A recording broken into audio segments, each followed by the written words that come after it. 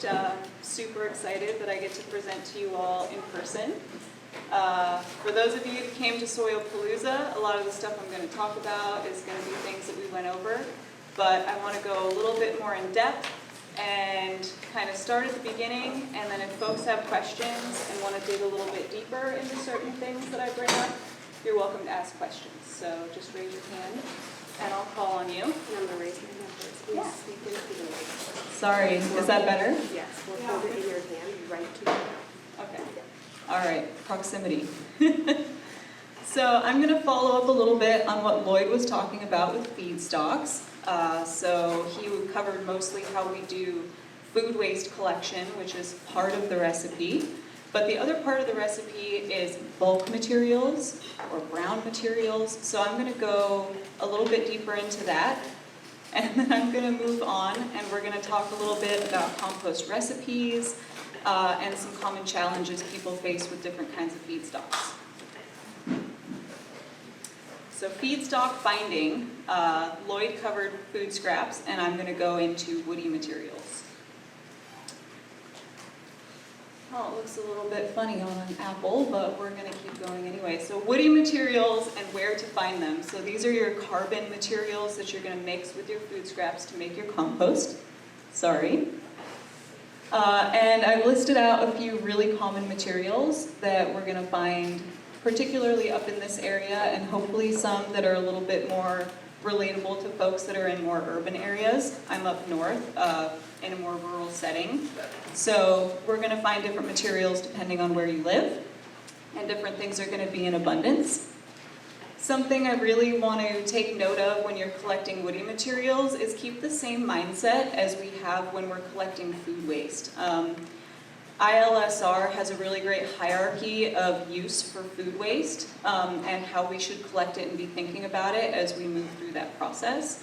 And I like to do the same thing with bulk materials. So rather than going out and getting a perfectly good-looking bale of hay or straw for my bulk materials, I think that would be so much put to so much better use if we fed it to an animal, right? That's going to then in turn provide us with manures. It's going to provide us with food. It's going to perform some grazing services for us. So just thinking about what bulk woody materials are considered waste and are destined to be thrown away.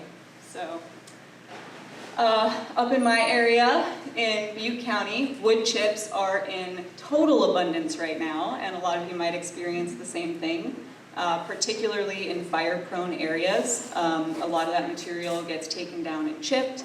And there's a huge push right now to do fire clearing. So chipped woody materials might be in abundance. I've listed some common sources of wood chips if maybe you don't just have mountains living everywhere like I do. And Daniel actually created an incredible video that we played for Soilpalooza, and it's available on our YouTube channel, about contacting arborists and chip drop programs. I don't have that problem, they're everywhere. And also for wood chips, something that people in more urban settings might be interested in is contacting pet stores. Large pet stores use wood chips as bedding for a lot of their animals, and that could be a really great source. It's coming probably with some added manure as well. Another more urban material that might be available to some folks is mushroom growing substrates. A lot of times mushroom farmers use hardwood materials and really carboniferous materials as a base for that process. And they also throw away large amounts of waste, not all of them, but there may also be a huge pool of waste for carbon materials from a source like that. Again, I already mentioned hay and straw can be really great dry materials. Feed stores and local farms, again, bedding materials. And people who actually grow hay. Going back to that thought process of making sure we're using waste materials, I have a local feed store in my area that I actually visit once it starts raining. And oftentimes, since they store their hay under covered areas outside, they have large losses of certain materials because it gets wet, it gets moldy, and then people don't want to buy it anymore for their livestock.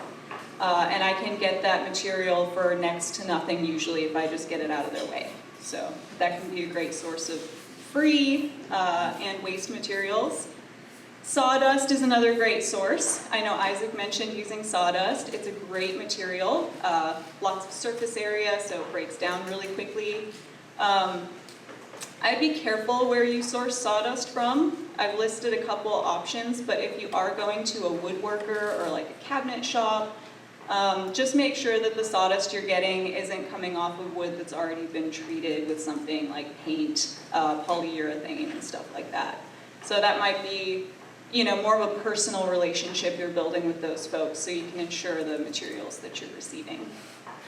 And then also, since we're in Sacramento in the Central Valley, rice hulls are a fantastic material. Yeah, Yeah, rice hulls are a great carbon material. They're nice and fine, lots of surface area, and they're also in abundance. A little bit later in this presentation, we're going to cover common challenges with a lot of these different materials, so hold tight, because I know there's probably lots of thoughts on using rice hulls. All right, so I wanted to circle back around a little bit and talk about what is the purpose of feedstocks in our compost. Next slide. So what do we get from feedstocks? So obviously feedstocks are the materials that create our piles. That's actually what we're putting in them to make them. So structure, right? It's providing our structure. It's providing airspace in those structures and in those piles. And it's also providing housing for microorganisms. Also, what we're getting from our feedstocks is microbes. Microbes drive the whole composting process.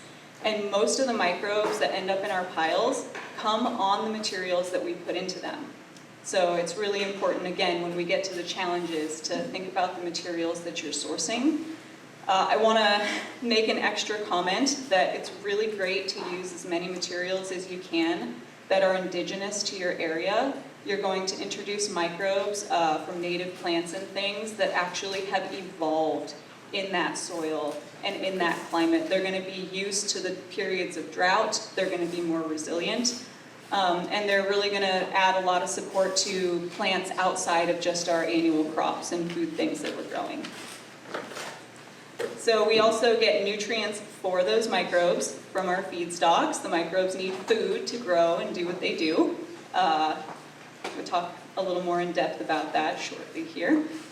And moisture. So the feedstocks are what are going to be holding our moisture when we build our piles, and also producing some moisture when it comes to food scraps and things like that. I'm sure more than a few of you here have dealt with some wet, sloppy buckets of food scraps, so you know how wet that can contribute to your pile. All right, so that brings us to compost recipe. This is what we're collecting our food scraps for. And we have to have a certain balance of different types of food scraps to accomplish our end goal of some good quality compost.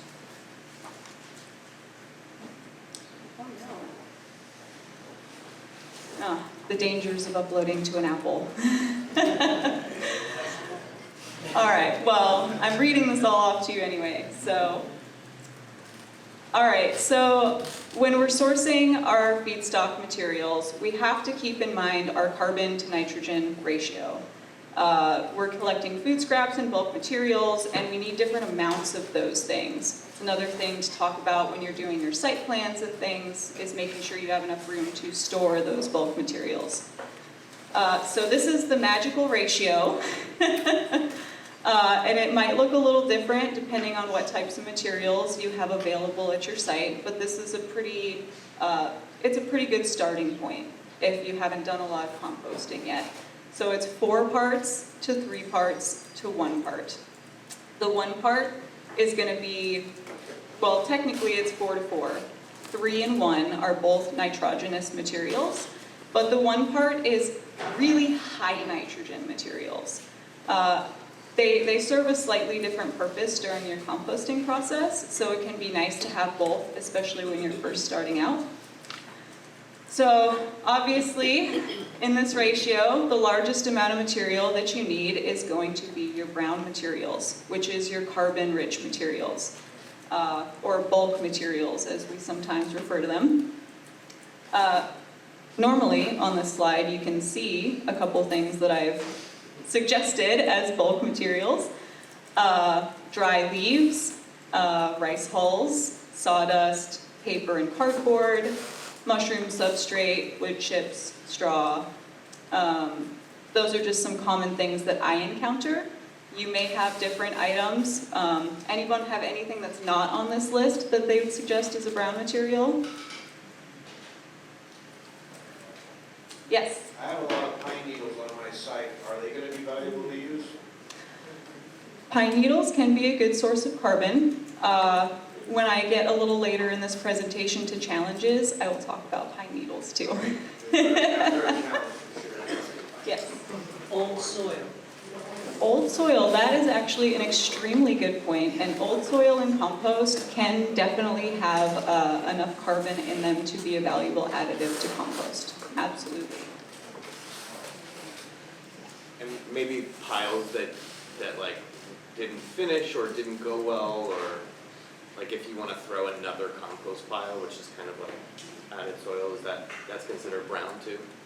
Absolutely, you definitely consider that brown because a lot of the nitrogen is going to be already transformed after that process. So most of what you're going to have left is going to be your persistent woody materials. Yes? Yeah, just to piggyback on that, I like to use a lot of finished or in-process compost as my manure bill as well. It kind of thinking about how much carbon may or may not be in it, but it's a great way to inoculate and get those microorganisms into your pile, and can be used instead of manure for at least that purpose. Absolutely, it is all about the microbes. Yeah, Bill. What about old stale bread and bagels and things like that, hard to rot? So those things, while they are brown, are not actually high carbon materials since they're made out of grains. They're going to fall more into our green or nitrogen category. Yes? What about cut grass that's cut green and then sits and dries, maybe not even in the sun, but like just turns brown over time in a shady spot? Is that still considered brown strictly? Depending on at what point you cut it, there may still be more nitrogen than typically would be if it's finished out its life cycle. Okay. I'm going to finish this slide, and then actually that's one of my next points that I was going to make too. Thank you. Yeah, Tess. Where does like coffee chaff fall between like greens or browns? Coffee chaff. So you don't mean From a leftover? roaster, like a dry shavings from. Okay. Honestly, I'm not super familiar with that material. I would imagine it's probably high carbon, but usually coffee grounds anyway, that particular part of the plant is kind of 50-50. There is a lot of carbon, but there's also nitrogen available in coffee too. All right, so just moving on, we mentioned coffee, so I do have that listed as a nitrogen material. If it's more of like a husk part of the plant, I definitely would say it's more of a carbon material. Coffee grounds, tea, fruit and veggie scraps is at the top, so all of our food waste, we're going to consider that our nitrogenous materials. Hay, which we'll circle back around to Garrett's point in a minute. Green plants and yard trimmings and seaweed. And actually on this list too is seafood, but I haven't really included a lot of meat and dairy type products, although they are also feedstocks. And then your high nitrogen, which is going to create a lot of heat right early in the beginning of your composting process, are going to be things like spent brewing materials, grains, seeds. They're super high nitrogen. Manures, and then, okay, so seafood's high nitrogen. It's somewhere in the middle. So this is the magical ratio and a super great starting point until you have a chance to start doing some experimentation of your own with the feedstocks you have available. So, this magical ratio may seem like a totally arbitrary number, 4 of what? 3 of what? So you can take your preferred method of measuring your compost. These are some really generic numbers that represent a cubic yard of compost, which is a really common measurement we use when we're talking about compost pile size. So at the very bottom, if you use like a geo bin or some type of bin system, typically we build those in dimensions that are roughly 1 cubic yard. Pile systems as well, it's super common to do this. Helps retain the moisture. It's just an easy size to manage. So it's going to be a 3 foot by 3 foot by 3 foot pile, a square. If you get into windrows and things, the calculation becomes a little more complex. But we're going to call it a cube for now. So that equates to about 40 5-gallon buckets, which I know is a really common measuring tool for a lot of us, especially if that's how you're collecting food waste. And that also comes out to somewhere around 700 to 1,200 pounds of all of your feedstocks combined. That relates to bulk density. I'm not going to talk about bulk density a bunch. We can do a demonstration tomorrow if folks are interested. I didn't want to make a big mess on the floor in here, so. Okay, so I have a little bit of math I'm going to share with you. Bear with me, please. So how we figure out this ratio, I'm going to do it in relation to 5-gallon buckets.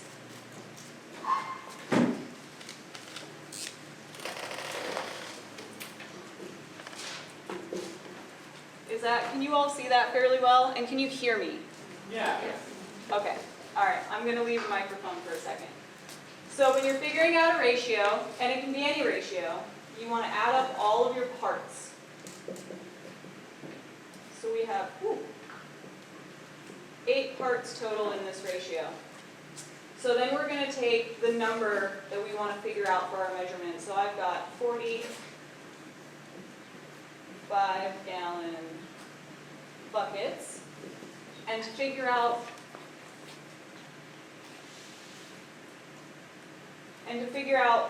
what 1 part equals, we're going to divide our number divided by 8 parts. So 1 part equals 5 5-gallon buckets. And then we just go back to our ratio and we figure out. So 4 parts, this is my brown materials. I'm going to need 20 5-gallon buckets. For my green materials, let me see if I can do math. That's 15 5-gallon buckets.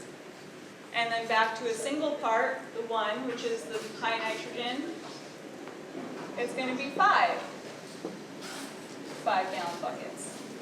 And in this way, you can really easily parse out the materials that you need to put in your pile and figure out whatever ratio it is you're actually using, or use a ratio that someone's providing to you and figure out with your measuring methods.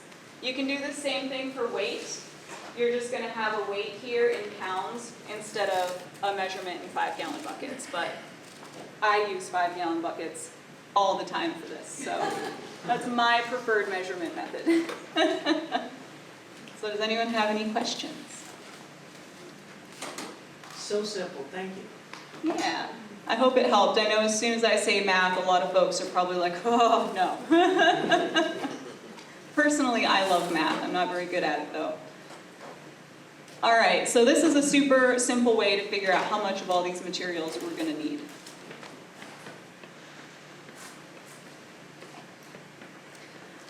So in this table, we're going a little deeper into carbon and nitrogen ratio, and hopefully this addresses what Garrett was getting at when he was talking about plants at different stages in their life and what that means when we harvest them for compost.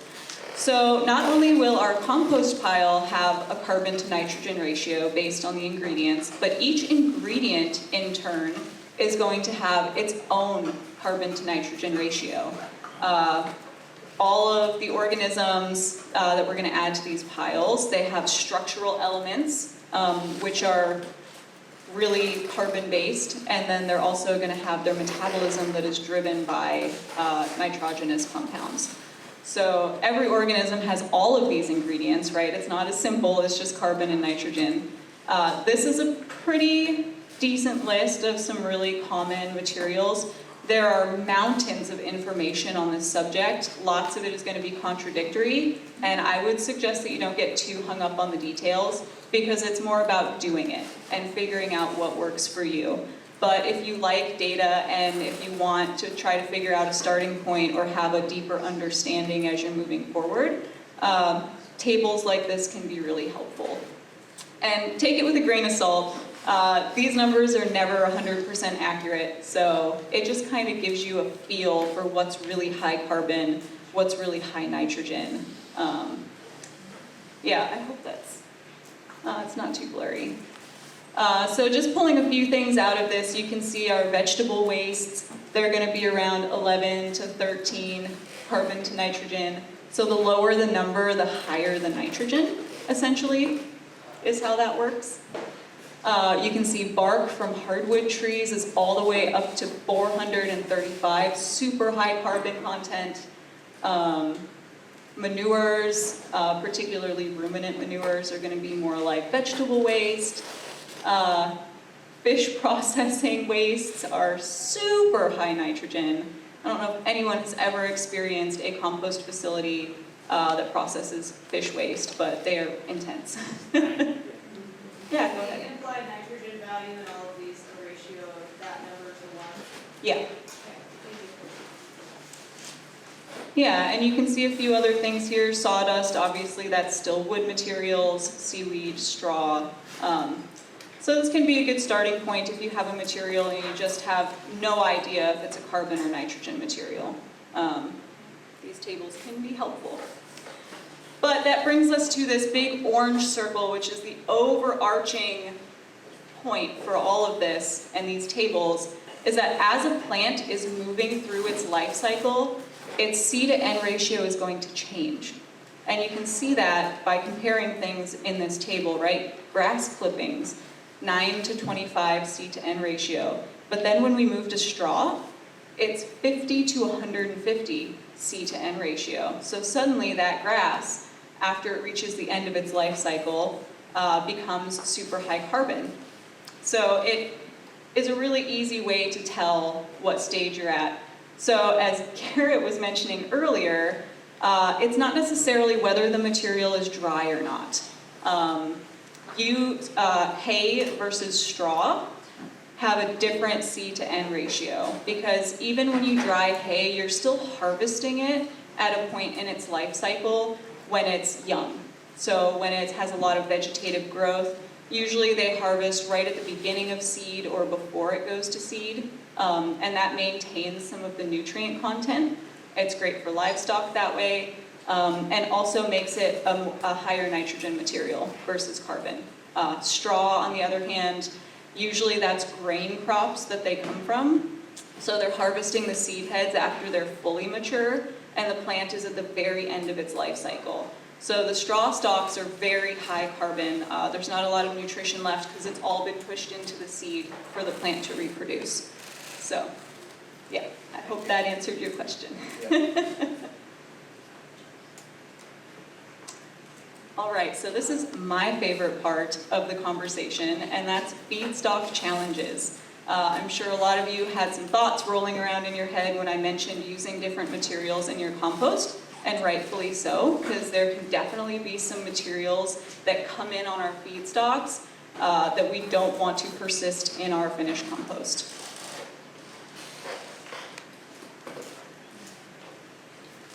And I've got a whole bunch of hands-on stuff down here too that we get to play with, so. Sorry, it's hard to read my slides. So carbon to nitrogen ratio can be a challenge, especially when you're first starting off, trying to figure out that balance with your materials. As these slides should say, if you have too much carbon in your pile, it's a high C to N ratio. Typically it's going to be fairly fluffy, but that's not always the case.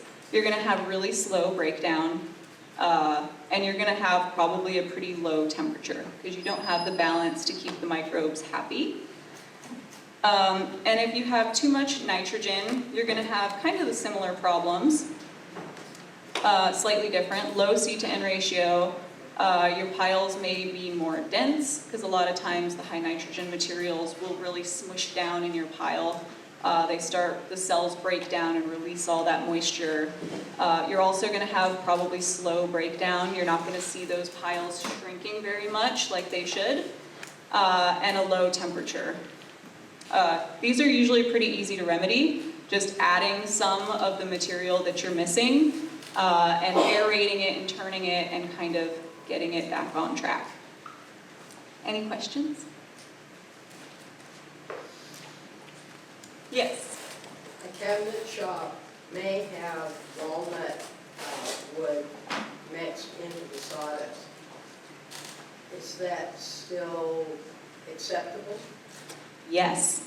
I will Go say, ahead. I've collected sawdust from shops like that. One thing you have to worry about is if they're cutting particle board or like veneer finished pressed wood, that's something that you more than likely want to try to avoid putting in your pile. So just want to check with them if they're using that types of material. Like pretty much any hardwood, I would say would be pretty safe, but definitely want to make sure they're not putting in plywood and particle board, veneer press, and all that kind of stuff here. Just wanted to mention that. So I've been down Absolutely. there. I've gotten loads of actually compost for a marimba company, and I would get these big bags of all this exotic hardwood that they're making these marimbas out of. But they also have their metal lathe on the same collection bin. So I ended up getting all this alloy material in the smallest piece, little ribbon pieces that you can imagine coming off of these lathes, and it was one and done. Never did it again. So be very careful when you take from a commercial shop like that. Absolutely. Yeah, I would definitely recommend that if you're going that route, you try to create some personal relationships with those folks so that you can, go in and maybe request that they keep certain materials aside for you, or at least so you can feel confident that they're not giving you something that they didn't tell you about. Yes, go ahead.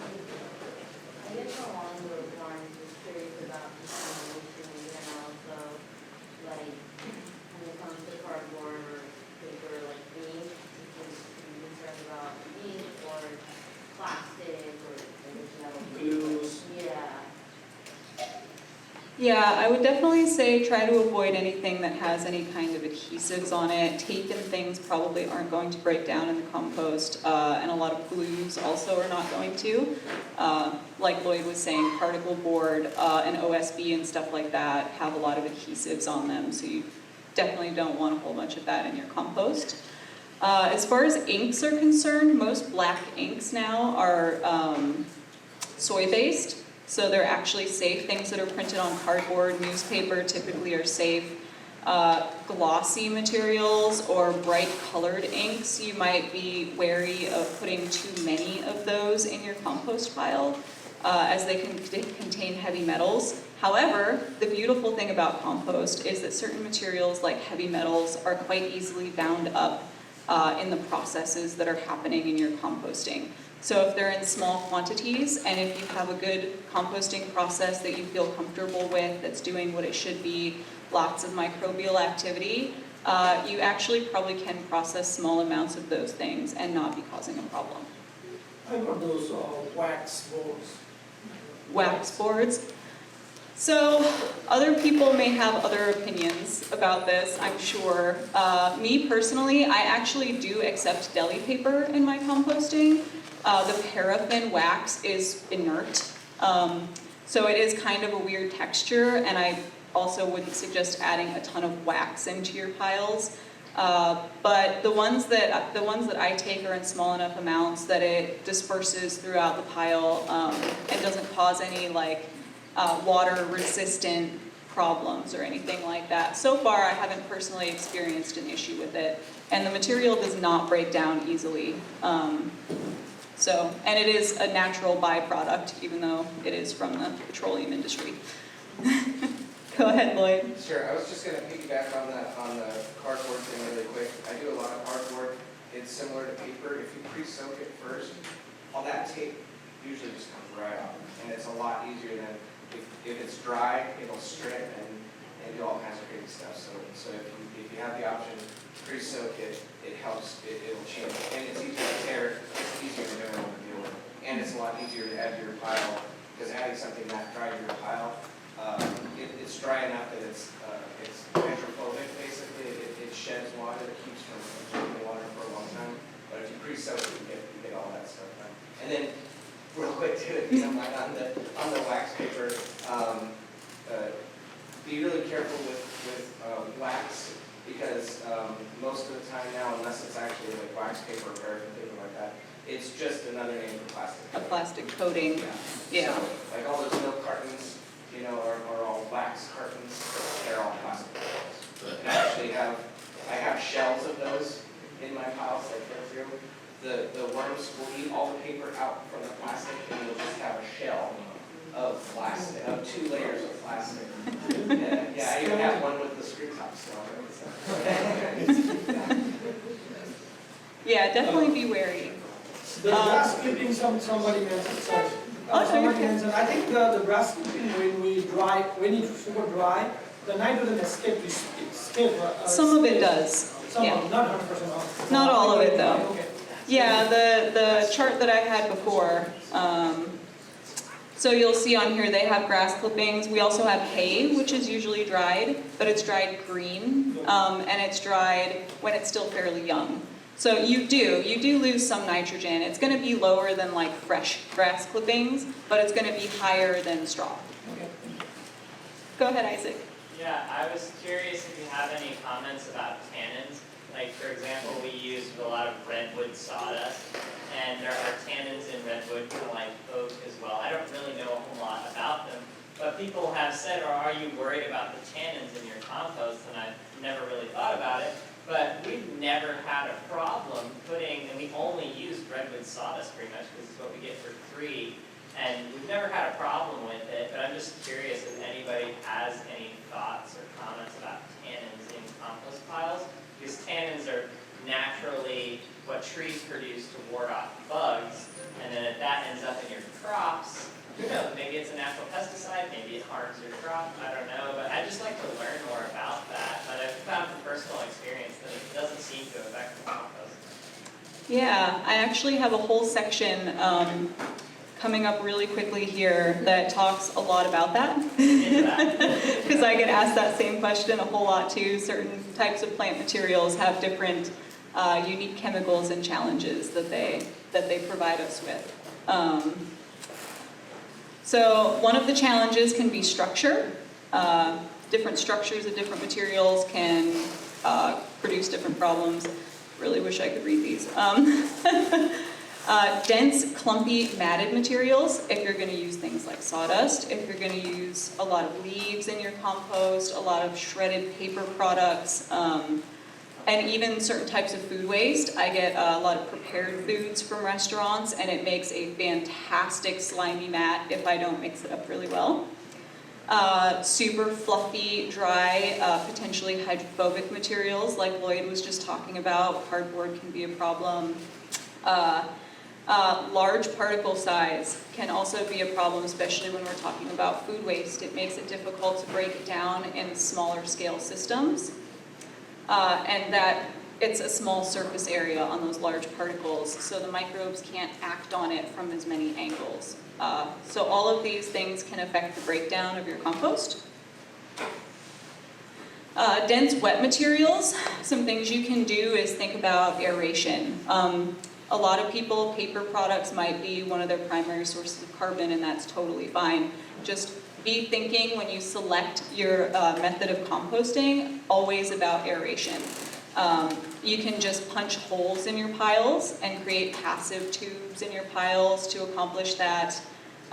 You can do aerated static piles like we're going to build tomorrow, and I'm super excited about it.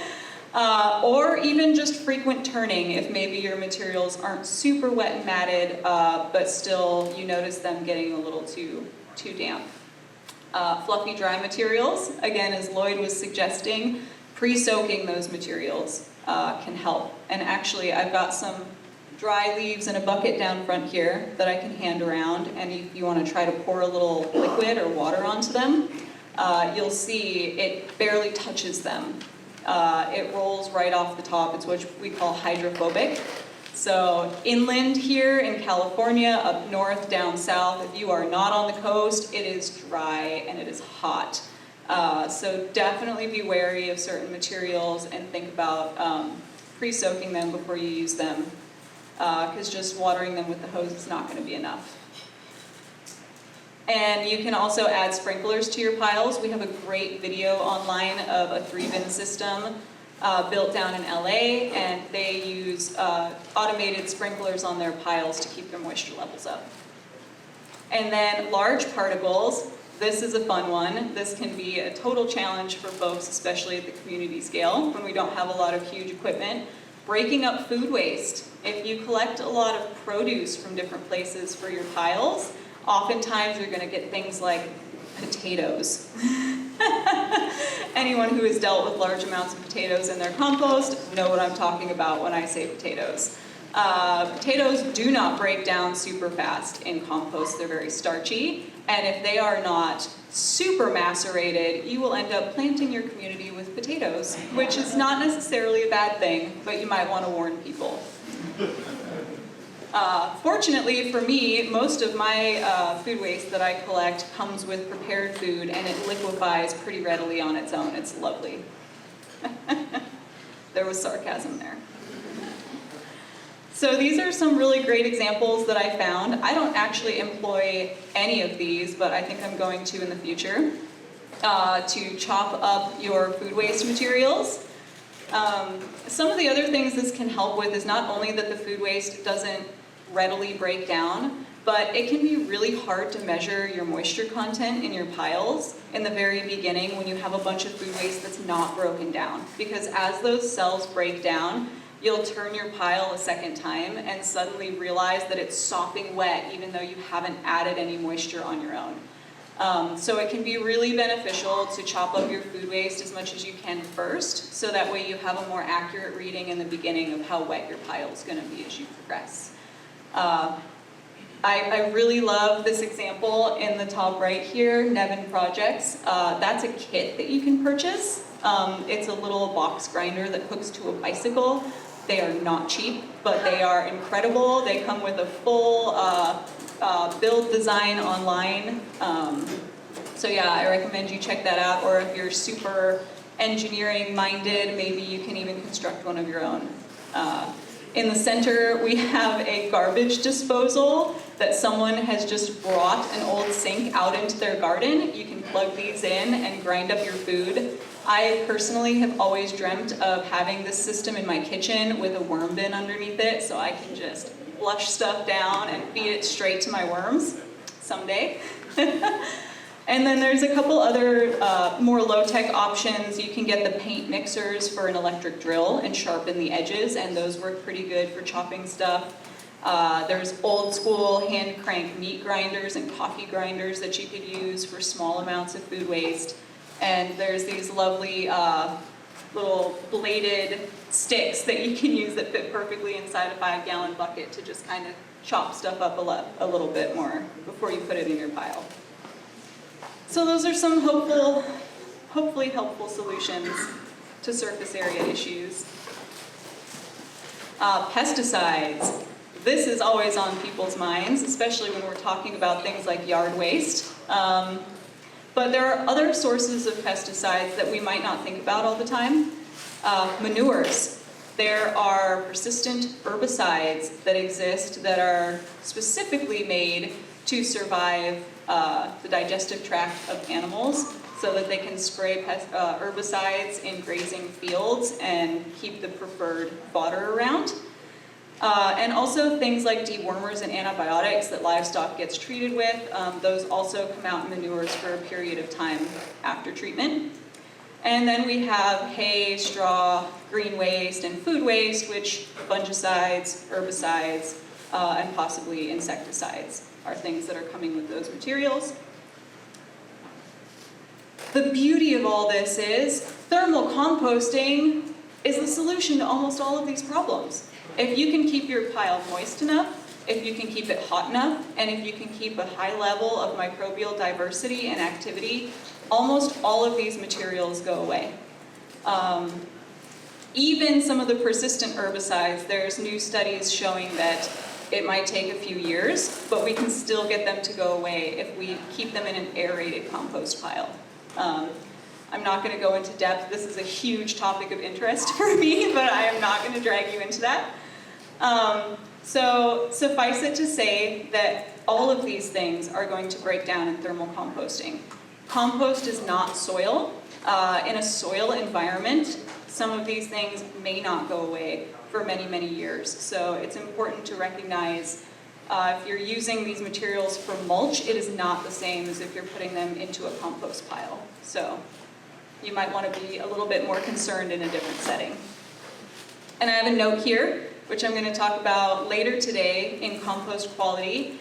If you are suspicious of herbicide contamination in any of your feedstocks, you can perform really simple tests to check for that before you give it away in your community. Plant compounds. So it's not only man-made compounds that can be a problem. The plants themselves make chemicals and have defenses that ward off insects and disease. So how do we deal with that? So we have compounds, that's supposed to be allelopathic chemicals. Sorry, it's not showing up. Chemicals produced by certain plants, they inhibit plants around them from sprouting and competing, and there's some other uses for them.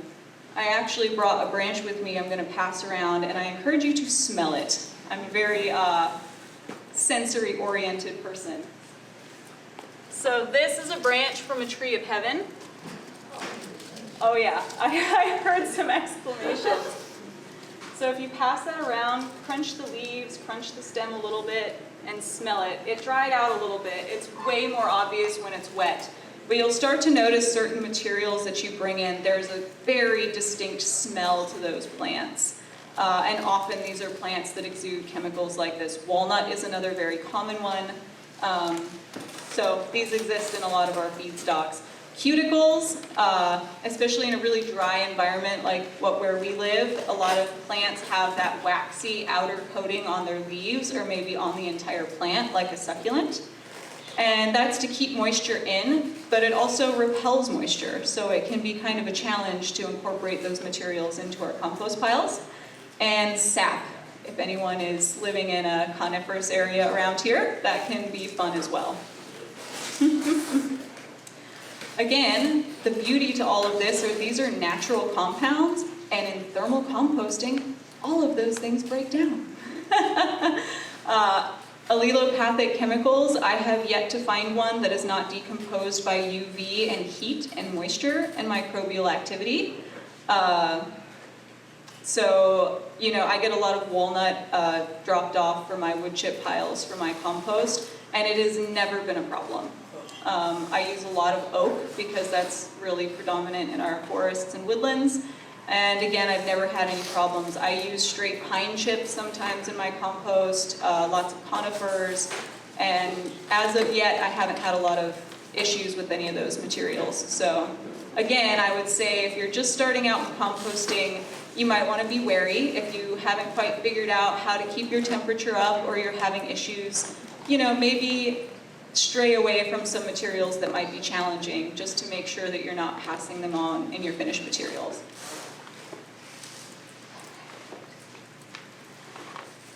Just a couple other issues, and then it's lunchtime.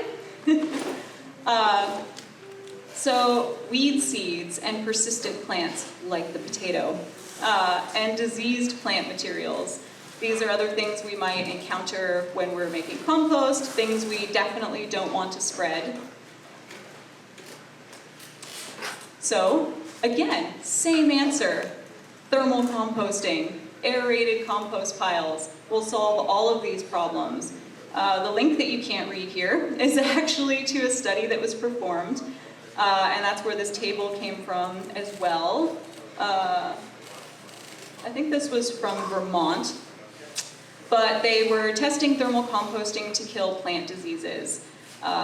And there's also a study for seed germination for weeds.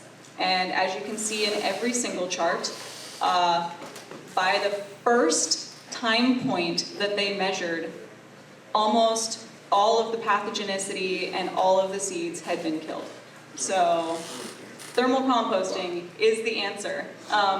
They also went as far as to take their finished compost and apply it to fields and measure how it was able to combat diseases in plants out in the field once it was applied to soil. So that was pretty fantastic. So, being able to test it as a new entity to make sure that, because what you keep saying, thermal composting, get just, and I'm so excited that you keep repeating that.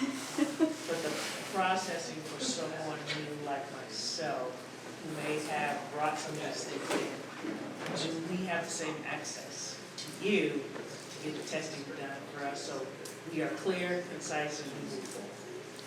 So hopefully your regional coordinators will help provide you with all the tools you need to be able to do some of this monitoring for yourself. And also at the end of today, I have another presentation and I'm going to share some strategies for compost monitoring that don't require any tools or money to perform. There you go. Yeah. So, Thank you. when you say we use these fine, something, we don't see any problem, you're actually not seeing problem, it is composting, that's what solution might be. But what is within it, and when it goes to the field or in the potted plant, and how it is helping or not helping, I don't think there is a comparative study done, or do you have those experiments done with all of those, or how we are saying that I don't have any issues in my compost pile, what that means? Yeah, so actually this very first reference I have posted here is a research study specifically on plant compounds and how they break down in composting. I wasn't going to speak too in depth to that because it's a very intricate study, but I would love to share these references with all of you if you'd like to look into it more on your own too. All right. Yeah, I was also wondering about chemicals. If we go into the thermal, there is the solution, the microbes and moistures, and heat gonna fix it. I wonder if we can also have some access of testing and get the lab result, and then we will be loud and clear that, hey, we wanted to go to organic certification, and here is the study. And we can say loudly that, hey, customers, this is the result here, and you guys can buy or use our compost without any doubt. Yeah, so later today I have a presentation on a bunch of different tools that you can do yourself, testing that you can do that will at least give you an idea of what you're dealing with your end product without having to send it to a lab. Okay, well, thank you. Although everyone gets lab testing at the end of this program, it is part of the CCGS program. So I'd be very interested, anyone who wants to document their experience with doing some at-home testing and then get to look at your results at the end, I think that would be fun. So I was going to say one thing that we did early on with our castings is side-by-side planting. So taking the same soil, planting something in it, a tomato or a flower, or something that can kind of show the difference of growth rate or happiness, if you will, in the soil. Do one with just plain soil, do one with like a really low mix of your compost, maybe a little higher mix of your compost. A lot of times when you grow those out and do a side-by-side like that, it's quite obvious which one was grown in the compost. So it's something that people can see. You don't have to pay money for it necessarily other than the process itself, and it can be a really powerful demonstration for people when you're conveying the value of the product. I understand, and then compost, of course, going to be blessing it. But my concern was, if, for example, there's a glyphosate spray coming to our composting. Then that glyphosate is in the compost, go to the ground. Then the microbe will observe it, and my customer will eat that glyphosate, go into the system. Just something like that is that's my concern is, but no other way. Yeah. Thank you. Yeah, and we have a whole section talking about being able to check for things like that later. I wanted to make a really quick announcement before I let you all go to lunch. More than one announcement. Oh, just one. I'm only making I have one. an We have another announcement. Oh, okay. So Daniel is walking around with a green clipboard, and it is a sign-up sheet for anyone who is interested in enrolling in a Compost 101 course that is offered online through the Institute for Local Self-Reliance. So anyone who wants an additional boost with your beginner compost knowledge, it's an incredible course. They're a great source of information and community. So he's got a sign up there, and we'll provide some follow-up information after this retreat on how folks can sign up. Thank you for that. Yes? Do you have a website that we go to talk some of the things that we talked about today? Or- No. Not yet? Not yet? It's just me. So will this be offered, what you're teaching us today, will it be offered to us as a group? Yeah, all of the educational materials that we create will be open source and offered to everyone even after this retreat. So you can review the information, go back and look at the references and go deeper into it if you want. Thank you. I will start taking pictures. Thank you, Janelle.